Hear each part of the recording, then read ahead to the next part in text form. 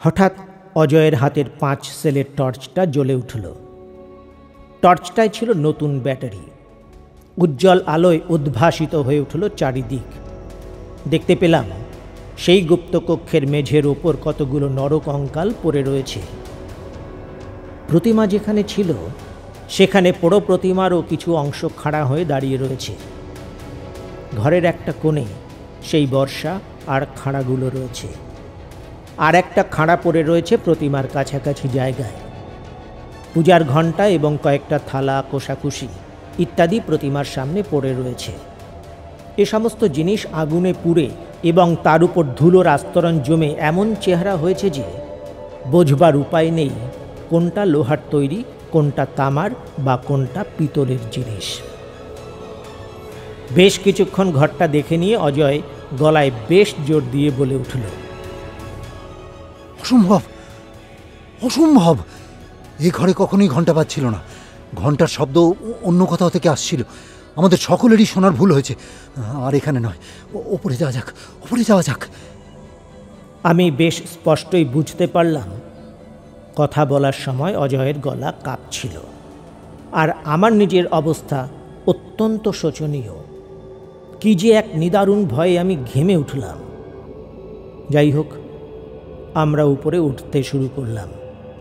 সবার আগে আছি আমি, আর সবার নিচে টর্চ হাতে অজয়। অকস্মাৎ অজয়ের আর্ত চিৎকারে আমরা ভীষণভাবে চমকে উঠলাম। করে চিৎকার করতে করতে অজয় বসে পড়ল সিঁড়ির ওপর। তার হাত থেকে টর্চটা খসে পড়েই নিভে গেল।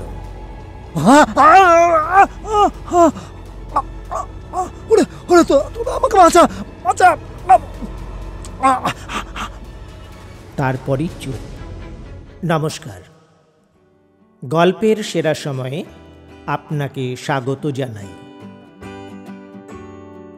বাংলা সাহিত্যের সেরা উপন্যাস, সেরা গল্প পাঠের এক একটি উপস্থাপনায় আমাদের প্রয়াস থাকবে আপনার সময়টুকু গল্প শোনার সেরা সময় করে তুলতে।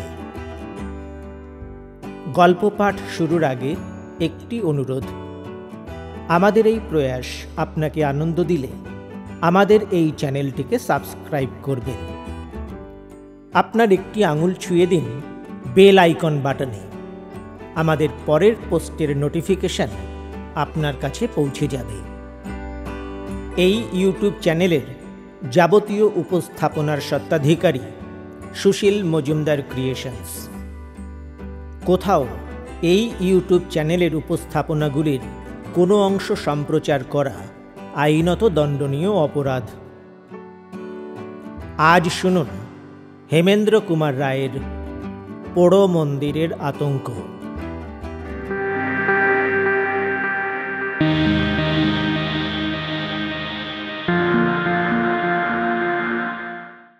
কলকাতা থেকে আমার কলেজের 3 জন সহপাঠী বন্ধু এসেছিল আমাদের গাঁয়ে বেড়াতে।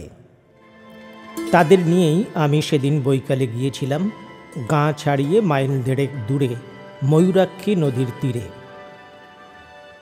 ওখানকার ময়ূরাক্ষীর 2 তীরের শোভা বড়ই নয়নমুগ্ধকর।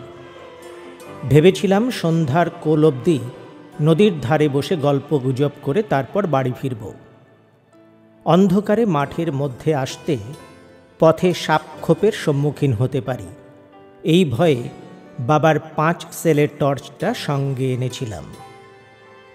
গরমকাল, 6:30তেও তখন অনেক বেলা, প্রায় 6:30 হবে তখন। আমরা 4 জনে কবিগুরুর একটা গান নিয়ে আলোচনা করছি।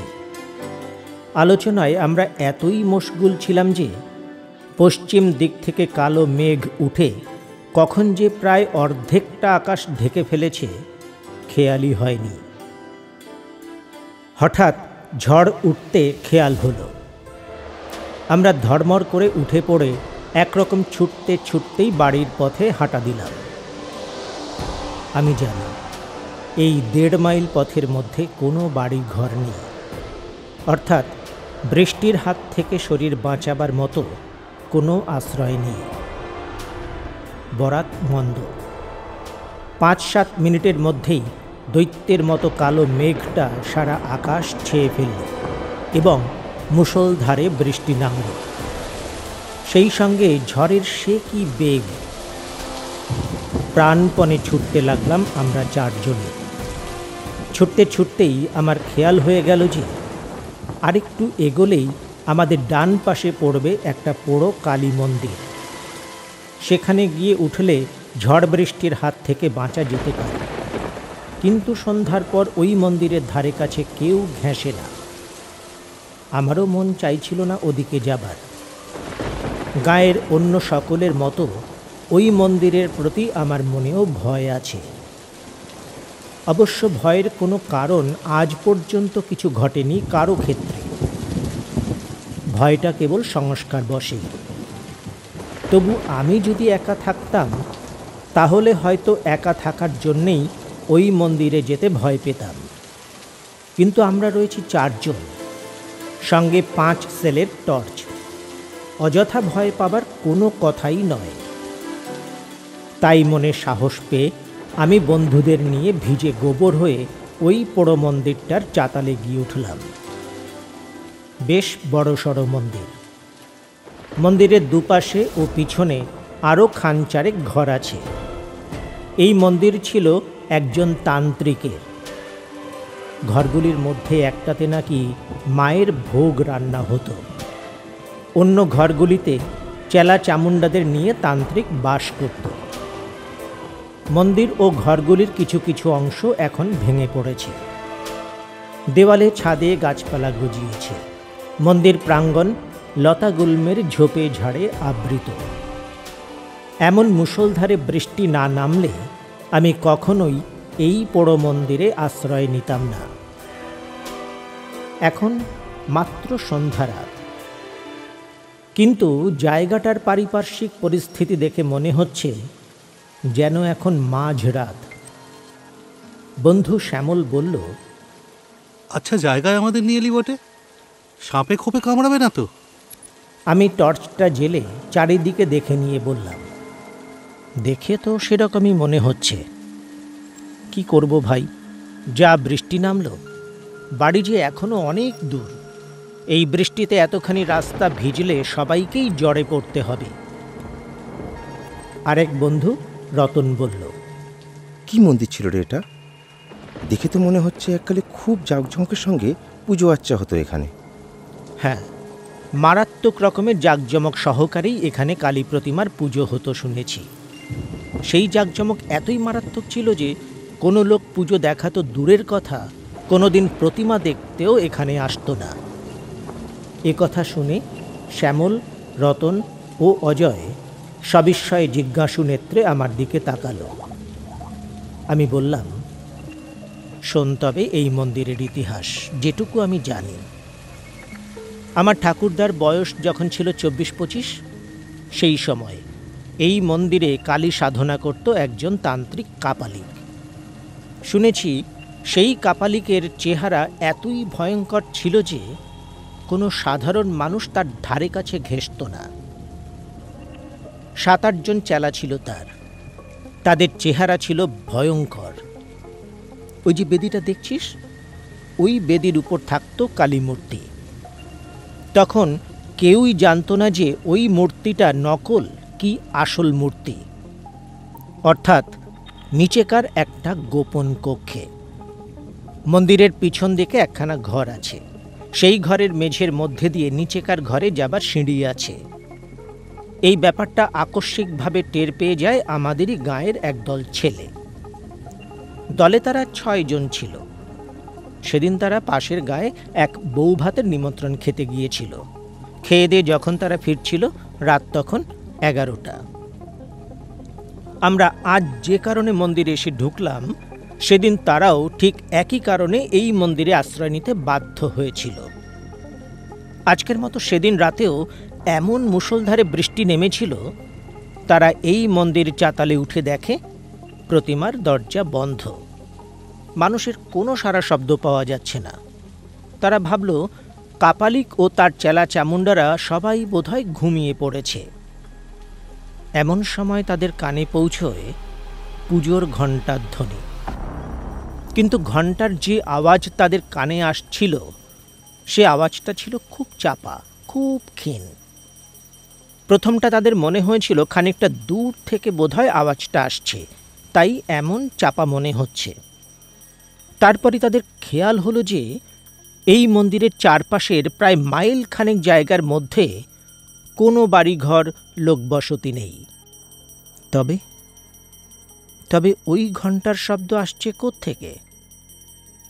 পুজোর সময় পুরোহিত যে ঘণ্টা বাজায় সেই ঘণ্টার শব্দ। তাহলে নিশ্চয়ই এই মন্দিরের মধ্যেই অন্য কোনো ঘরে পুজো হচ্ছে। এই কথা মনে হতেই ওই 6 জন ছেলে উঠে দাঁড়ালো। তাদের মধ্যে 3 জনের টর্চ ছিল। একজন বলল, চল না, ভেতরের দিকটা একবার চুপি চুপি ঘুরে দেখে আসি, কোথায় কি পুজো হচ্ছে। যতগুলো ঘর ওই মন্দিরের ভেতরে ছিল সব ঘরের দরজাই তারা দেখল। ছেলেরা প্রত্যেকটি দরজার গায়ে কান দিয়ে বুঝল, না, এসব ঘরের মধ্যে কোনো আওয়াজ নেই। তবে ঘণ্টার শব্দ আসছে কোত্থেকে? তারপর তারা মন্দিরের পিছন দিকে যেতেই তাদের মনে হলো যেন ঘণ্টার আওয়াজটা এখানে স্পষ্ট। টর্চের আলোয় দেখল সেখানে একটা ঘর রয়েছে এবং ঘরের দরজাটাও আধ খোলা অবস্থায় রয়েছে। ছেলেরা এবার আরও হুঁশিয়ার হলো। ঘরটার মধ্যে কোনো লোকজন থাকতে পারে বলে তাদের মনে হওয়ায় তারা অন্ধকারের মধ্যে গা মিশিয়ে নিশ্চুপে অনেকক্ষণ অপেক্ষা করল। কিন্তু ওই ঘরটাও জনশূন্য রয়েছে। এ ব্যাপারে শেষ পর্যন্ত নিশ্চিন্ত হয়ে তারা সকলে ধীরে ধীরে ওই কক্ষে প্রবেশ করল। ভেতরে কি আছে এটাই তারা দেখতে চায়। কিন্তু ঘরটার মধ্যে ঢুকতেই ঘণ্টার শব্দ আরও স্পষ্ট হয়ে উঠল। এবার তারা বুঝল ওই ঘরের মধ্যেই ঘণ্টার ধ্বনির রহস্য লুকিয়ে আছে। টর্চের আলোয় তারা ঘরের মেঝেতে একটা বিরাট চৌকো ভারী লোহার পাত দেখতে পেল। লোহার পাতটা দেখে তাদের মনে কেমন যেন সন্দেহ জাগল। খুব সন্তর্পণে পাতটার দিকে এগিয়ে একজন সেটা টেনে সরাবার চেষ্টা করল, কিন্তু সেটা এত ভারী একজনের পক্ষে টেনে সরানো সম্ভব নয়। তখন তারা করল কি, 4 জনে ধরে সেটাকে এমন সাবধানে টানতে লাগলো যাতে কোনো রকম শব্দ না হয়। খানিকটা টানতেই একটা গর্তের মুখ তারা দেখতে পেল এবং সেই ঘণ্টার শব্দ একেবারে স্পষ্ট হয়ে উঠল। বুঝল এই ঘরের নিচেকার কোনো চোরা কুঠুরিতে ঘণ্টা বাজছে এবং সেই ঘরে যাবার এটাই হলো গুপ্তদ্বার। ছেলেরা রহস্যের গন্ধ পেল। এমন গুপ্ত কক্ষে পুজো আচ্চা করার কারণ কি? নিগূঢ় কারণ নিশ্চয়ই কিছু একটা আছে, এবং সে কারণ জানবার জন্য তাদের সকলকার ডান পিঠে মন আনচান করে উঠল। তারা সেই লোহার পাতটাকে আরও খানিকটা সরিয়ে গুপ্তদ্বার সম্পূর্ণ উন্মুক্ত করে ফেলল।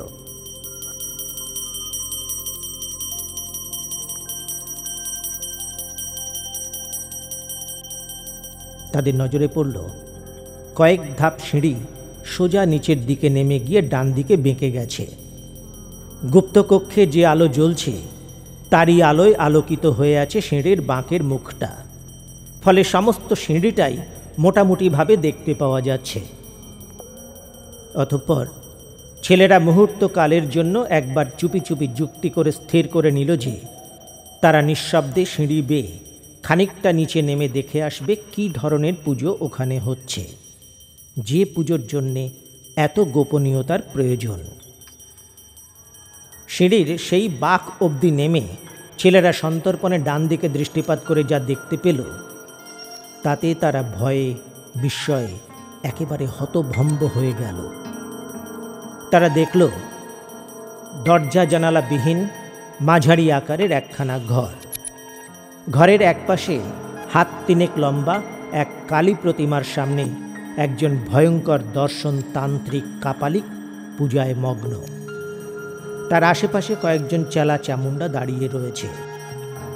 তাদের মধ্যে 2 জন 10-12 বছরের একটি বালককে ধরে আছে, আর একজনের হাতে রয়েছে একটি তীক্ষ্ণ ধার খড়গ। এছাড়া ঘরখানার একটি কোণে জড়ো করা ছিল কয়েকটি সুতীক্ষ্ণ বর্ষা এবং আরও গোটা চারেক খড়গ।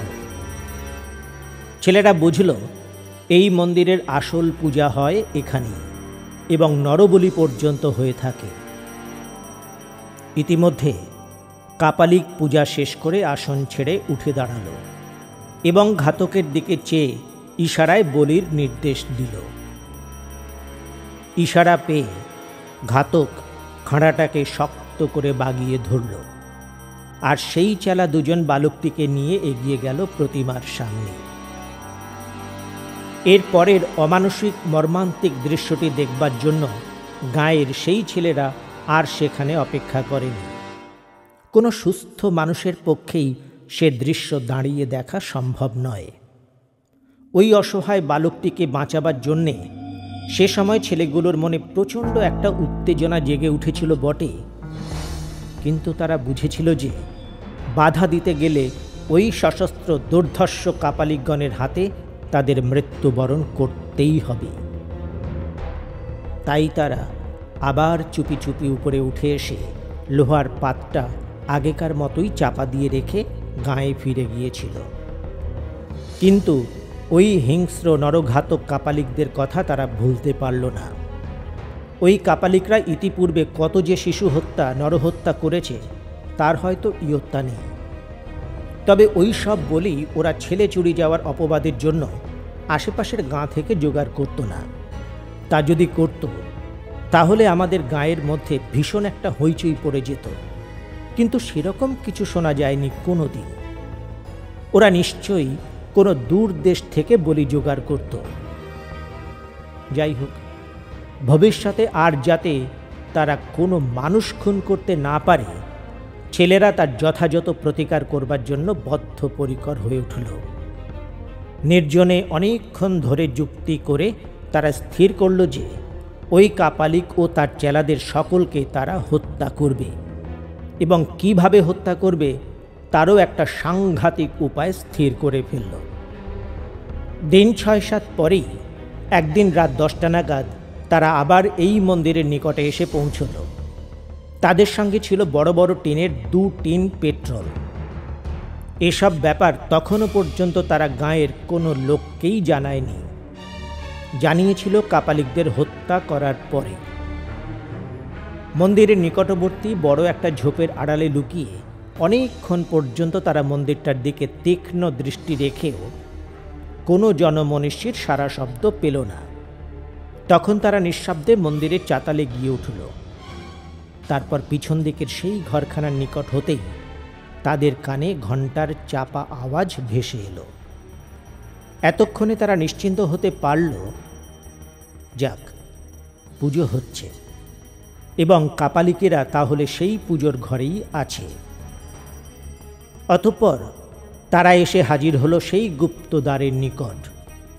তাদের এর পরের কার্যকলাপ অত্যন্ত ক্ষিপ্রতার সঙ্গে শেষ হলো।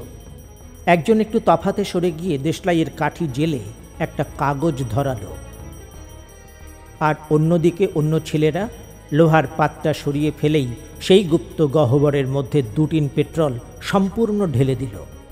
তারপর সেই জ্বলন্ত কাগজের টুকরোটা ভেতরে ফেলে দিতেই দপ করে গহ্বরের মধ্যে করাল অগ্নি জ্বলে উঠল এবং সঙ্গে সঙ্গে গুপ্তকক্ষের দরজাটাও তারা আবার বন্ধ করে দিল সেই লোহার পাতটা দিয়ে। ততক্ষণে গুপ্তকক্ষের মধ্যে কাপালিকদের বীভৎস অন্তিম চিৎকার শুরু হয়ে গেছে। কিন্তু সে চিৎকার অতি অল্পকালের মধ্যেই থেমে গেল। প্রচণ্ড নিস্তব্ধতা নেমে এলো। তারপর শত্রু ধ্বংস করে ছেলের দল বীর বিক্রমে গাঁয়ে ফিরে গিয়ে সকলের কাছে প্রকাশ করেছিল তাদের দুঃসাহসিক কাণ্ড কারখানার কথা। শুনে গায়ের লোক স্তম্ভিত হয়ে গিয়েছিল। কিন্তু এই মন্দিরের ধারে কাছে আগেও যেমন কেউ আসতো না, কাপালিকদের মৃত্যুর পরও কেউ কোনোদিন শখ করে এদিকে আসেনি। সেদিন সেই ছেলেরা যেমন এসেছিল, আমরা আজ যেমন এলাম, তেমন নিতান্ত দায়ে পড়ে হয়তো কেউ কদাচিৎ এদিকে এসে থাকতে পারে। গল্প শেষ করে আমি চুপ করতেই অজয় বলল, এমন কাণ্ড! অপর দুই বন্ধু নীরব। হঠাৎ ভয়ে আমার সারা দেহ শিউরে উঠল, সর্বশরীর কুঁকড়ে গেল আমার। হ্যাঁ, বেশ স্পষ্টই শুনতে পাচ্ছি ঘণ্টার শব্দ, যদিও খুব চাপা, তথাপি সাংঘাতিক রকমের স্পষ্ট, যেন সেই বহুকাল আগেও যেমন ছিল এখনও তেমনি। এই মন্দিরের চারিপাশে প্রায় মাইলখানেক জায়গার মধ্যে কোনো বাড়িঘর নেই। তবে তবে কোত্থেকে আসছে এই ঘণ্টার শব্দ? সেই গোপন কক্ষে আবার কি কোনো নতুন কাপালিক আশ্রয় নিয়েছে? মন্দিরের যা পোড়ো অবস্থা, তাতে নিঃসন্দেহে বলা যায় এখানে কোনো লোক বাস করে না। মন্দিরের সর্বত্র ধুলো, বালি, শুকনো পাতা, কাঠি কুটিতে ভর্তি। দেওয়ালের ফাটলে ফাটলে গাছপালা জন্মেছে। লোক বাস করলে মন্দির চাতালে এমন 1 ইঞ্চি পুরো ধুলো বালিও জমে থাকতো না, শুকনো কাঠি কুটিও পড়ে থাকতো না। তবে এই ঘণ্টার আওয়াজ আসছে কোথা থেকে?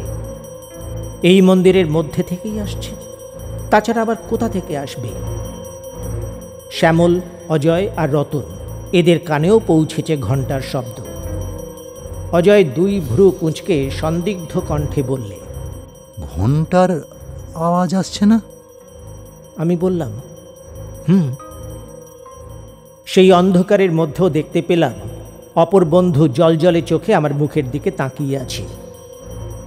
অজয় হচ্ছে 1 নম্বরের ডান পিঠে ছেলে, অত্যন্ত সাহসী। আমাকে শুধল, এ ঘণ্টার আওয়াজ কোত্থেকে আসছে বলে মনে হয় তোর? আগে তো কাছাকাছি কোনো ঘরবাড়ি ছিল না শুনলাম, এখন? না, এখনও তেমনি। মাইলখানেকের মধ্যে বাড়িঘর কিছু নেই। তাহলে? ক্ষণকাল ভাবল অজয়, তারপর পুনরায় বলল, তাহলে কি আবার কেউ বা কারা সেই ঘরে ঠাকুর প্রতিষ্ঠা করে পুজো করছে? অবশ্য দেখে শুনে তো মনে হচ্ছে না 20 বছরের মধ্যেও এখানে কোনো লোক বাস করেছে। যাই হোক, ব্যাপারটা না দেখে ছাড়ছি না। আওয়াজ শুনে মনে হচ্ছে এই মন্দিরের মধ্যে থেকেই আওয়াজটা আসছে। চল তো, চল সেই ঘরটার মধ্যে নিয়ে চল আমাকে, যে ঘরটায় বলেছিলি লোহার পাতে ঢাকা গুপ্ত পথ আছে। সে ঘর তো আমি জানি না, তবে শুনেছি পিছন দিকে। চল দেখি। আমার সেদিকে যাওয়ার মোটেই ইচ্ছা ছিল না, কিন্তু পাছে শহরের বন্ধুদের কাছে আমি ভীরু কাপুরুষ প্রতিপন্ন হই, সেই ভয়েতেই আমাকে ওদের নিয়ে যেতে হলো। মন্দিরের পিছন দিকে পৌঁছতেই ঘণ্টার আওয়াজ স্পষ্ট হলো। ভয়ে থরথরিয়ে আমি কেঁপে উঠলাম। কম্পিত গলায় বললাম, হ্যাঁ, সেই ঘরেতেই ঘণ্টা বাজছে, কোনো ভুল নেই। আবার কারা এলো? আমি ভীত হয়ে পড়েছি। অজয় বোধহয় টের পেয়ে বলল, কিরে বিপিন, তুই কি ভয় পাচ্ছিস? না না না না, ভয় পাবো কেন? তবে তবে ভাবছি কোনো নরবলি টরবলি হচ্ছে না তো। দেখা যাক না কি হচ্ছে। আমি বুঝতে পারলাম রতন বা শ্যামলেরও এসব ব্যাপারে উৎসাহের অভাব রয়েছে। ওরা দুজনেও কেমন যেন মিয়ে রয়েছে। আমার মতোই অবস্থাটা আর কি। ভীতু কাপুরুষ প্রতিপন্ন হতে চায় না বলেই নিরুত্তরে এগিয়ে চলেছে। অজয় আমার কাছ থেকে আগেই টর্চটা নিয়েছিল। টর্চের আলোয় 2 পাশ দেখতে দেখতে সে এগিয়ে চলেছিল। যে কটা ঘর দেখলাম, কোনো ঘরেরই দরজা জানালা নেই, সব উইয়ে নষ্ট করেছে আর ভেঙে চুরে পড়েছে। সর্বত্র ধুলো, বালি, নোংরা ইত্যাদিতে ভরা। এখানে কোনো লোকের যাওয়া আসা থাকলে এই পুরু ধুলোর ওপর পায়ের দাগ নিশ্চয়ই থাকত।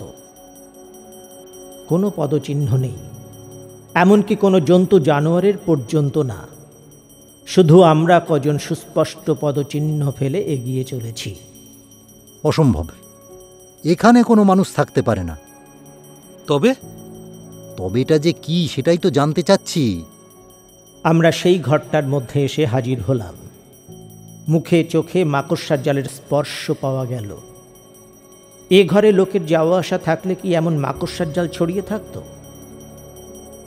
এবার উজ্জ্বল টর্চের আলোয় মেঝের দিকে তাকিয়ে দেখতে পেলাম একটা বিরাট মরচে ধরা লোহার পাত পড়ে রয়েছে। ঘরের মেঝে ও লোহার পাতটার উপর আধ ইঞ্চি পুরো ধুলোর আস্তরণ জমে রয়েছে।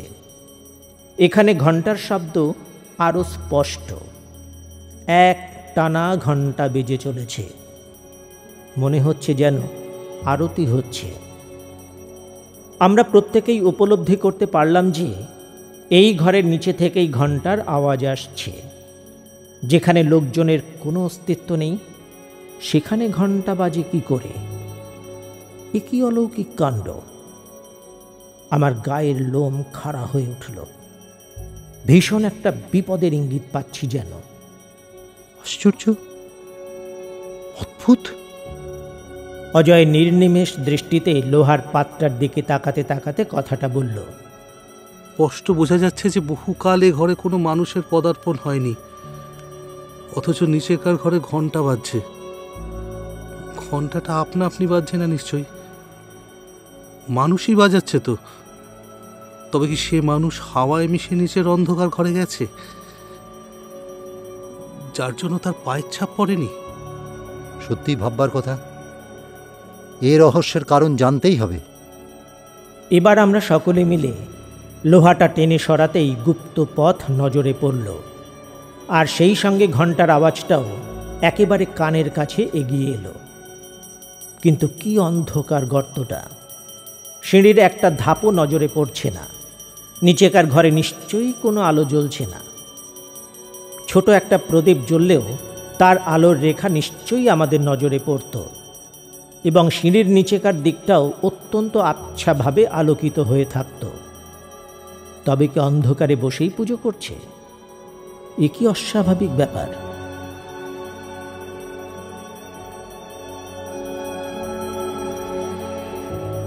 আমার পিছু পিছু আয় তোরা, খুব সাবধানে নামবি। টর্চ জ্বালবো না, কোনো রকম শব্দ টব্দ হয় না যেন।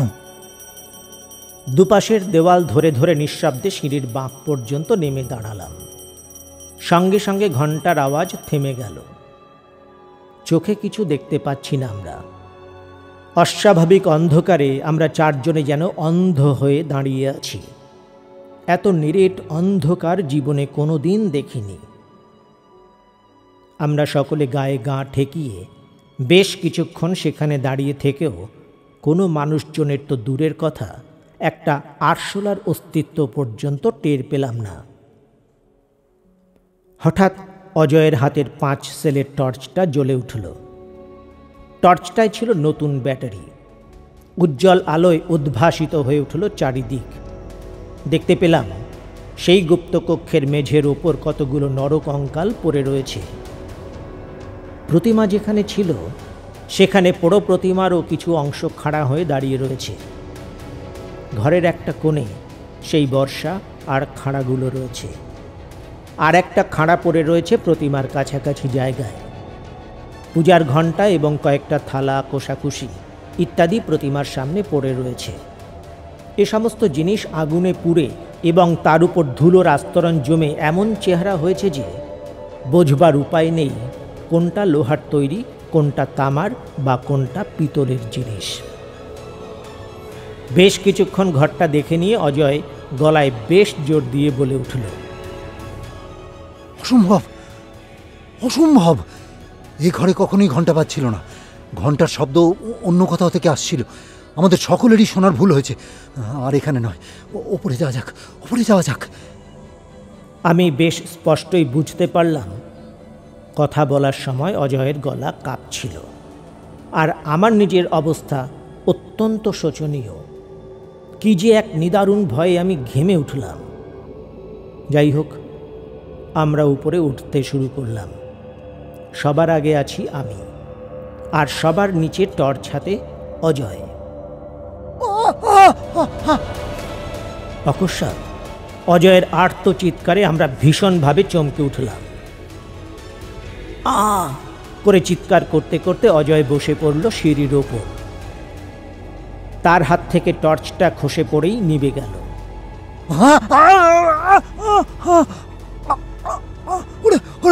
আমাকে বাঁচা, বাঁচা! তারপরই চুপ। আমরা হুড়মুড় করে নেমে গেলাম অজয়ের কাছে। টর্চটা কোথায় পড়েছে কে জানে। আমরা তো সেই অন্ধকারের মধ্যেই অজয়কে ধরাধরি করে কোনো রকমে নিয়ে এলাম ওপরে। বুঝলাম অজয়ের জ্ঞান নেই। তারপর কিভাবে কত কষ্ট করে যে অচৈতন্য অজয়কে নিয়ে সে রাতে বাড়ি পৌঁছেছিলাম সে কথা এখানে না বললেও চলবে। ডাক্তারকে খবর দেওয়া হয়েছিল। তিনি দেখে শুনে ওষুধ দিয়ে বলেছিলেন, মনে হচ্ছে ভয়ঙ্কর কিছু একটা দেখে ভয়ে জ্ঞান হারিয়েছে। ডাক্তারের কথা সত্য প্রমাণিত হল অজয়ের জ্ঞান ফেরার পর, তার মুখ থেকে সব কথা শুনে। জ্ঞান অবশ্য ঘন্টা দুয়েকের মধ্যেই ফিরেছিল, কিন্তু সে মোহাচ্ছন্নের মতো পড়েছিল পরদিন বেলা প্রায় 8টা অবধি। বেলা 10টা নাগাদ তাকে বেশ খানিকটা সুস্থ মনে হতে আমরা গত রাতের ঘটনার কথা তার কাছে জানতে চেয়েছিলাম। উত্তরে সে বলেছিল যে তার মনে হয়েছিল একজন ভীষণ দর্শন কাপালিক এক হাতে তাকে চেপে ধরে অন্য হাতে ধারালো খাড়া তুলে তার গলায় একটা কোপ বসিয়ে দিয়েছিল। তাই অমনভাবে সে চিৎকার করে উঠেছিল। তার মুখে কথা শুনে তখনই গাঁয়ের প্রায় 20-25 জন যুবক সেই পোড়ো মন্দিরের উদ্দেশ্যে রওনা হয়ে পড়ল। শ্যামল, রতন আর আমি আগে আগে চললাম। সকলের মনেই সেই ঘরটা দেখার তীব্র আগ্রহ। দিনের বেলা বেশ ভালোভাবেই দেখাশোনা যাবে। এতকাল কারো মনে কোনো আগ্রহ জাগেনি। আজ এত বছর পর একটা অস্বাভাবিক ঘটনা ঘটে যাওয়ায় গাঁয়ের আজকালকার তরুণ যুবকেরা কৌতূহল দমন করতে পারল না। দিনের বেলা হলেও সেই পাতাল কক্ষ অন্ধকারাচ্ছন্ন থাকবে অনুমান করে নিয়ে আমি গোটা 4-5 টর্চ নিয়ে যাওয়ার পরামর্শ দিয়েছিলাম। কিন্তু কার্যক্ষেত্রে দেখা গেল প্রায় 10 টর্চ নিয়ে এসেছে। গুপ্তদ্বারের সামনে এসে দেখা গেল সত্যই ভেতরটা বেশ অন্ধকার। যাই হোক, আমরা টর্চগুলো জেলে একে একে নামতে লাগলাম নিচে। সিঁড়ির শেষ প্রান্তে নেমে আমার টর্চটা পেয়ে গেলাম। কিন্তু এ কি, এখানে একটা নরকঙ্কাল এলো কি করে? দেখেই শিউরে উঠলাম। বেশ মনে আছে, এখানে সিঁড়ির গোড়ায় তো কোনো কঙ্কাল ছিল না। কঙ্কালগুলো তো সবই দেখেছিলাম ঘরের মেঝের উপর এদিক ওদিক পড়েছিল। আরে, পায়ের কাছে বিরাট একখানা খাড়া পড়ে রয়েছে দেখছি। কঙ্কাল, খাড়া না, কক্ষরও না, এসব মোটেই এখানে ছিল না। ঘরের মেঝের দিকে তাকিয়ে দেখি প্রতিমার কাছে যে খাড়াটা পড়েছিল সেটা তো সেখানে নেই। সবগুলো টর্চের আলোয় ঘরখানা প্রায় সাদা হয়ে গেছে। অন্য সকলে অবাক চোখে ঘরের মধ্যে যা যা রয়েছে সেই সব লক্ষ্য করছে, কিন্তু আমার নজরে যা পড়ছে তা আশ্চর্য, অতি আশ্চর্য, একেবারে অলৌকিক ব্যাপার। প্রতিমার কাছে যে খাড়াটা পড়েছিল সেখানে খাড়াটা নেই বটে, কিন্তু সেই জায়গাটায় খাড়ার ছাপটা জ্বলজ্বল করে যেন জ্বলছে। বহুকাল ধরে ঘরের মেঝে ও জিনিসপত্রের ওপর বেশ পুরো একটা ধুলোর আস্তরণ জমেছিল। কাজেই সেখান থেকে খাড়াটা উঠে আসার জন্যই অমন সুস্পষ্ট ছাপটা দেখা যাচ্ছে। আর ওখানকার ওই খাড়াটাই যে এখানে এসে পড়েছে এ বিষয়ে আমার মনে কোনো রকম সন্দেহ রইল না। শুধু খাড়াটাই নয়, ওই একই রহস্যজনক উপায়ে কঙ্কালটাও যে ঘরের মেঝে থেকে উঠে এসেছে এখানে, সে বিষয়েও আমার মনে স্থির বিশ্বাস জন্মালো। কিন্তু এই অলৌকিক কাণ্ড কারখানার মূলে কোনো অলৌকিক রহস্য যে অন্তর্নিহিত রয়েছে তার মীমাংসায় পৌঁছানোর মতো বুদ্ধিবৃত্তি আমার নেই। অত লোকজনের মধ্যে থেকেও কি যেন এক দারুণ ভয়ে আমার সারা দেহ শক্ত কাঠ হয়ে গেল।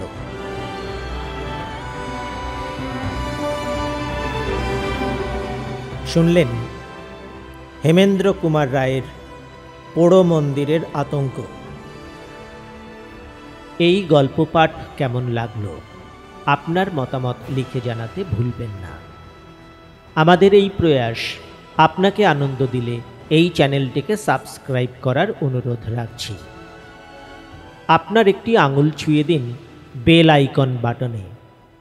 আমাদের পরের পোস্টের নোটিফিকেশন আপনার কাছে পৌঁছে যাবে। আজকের মতো বিদায় নিলাম। ভালো থাকবেন।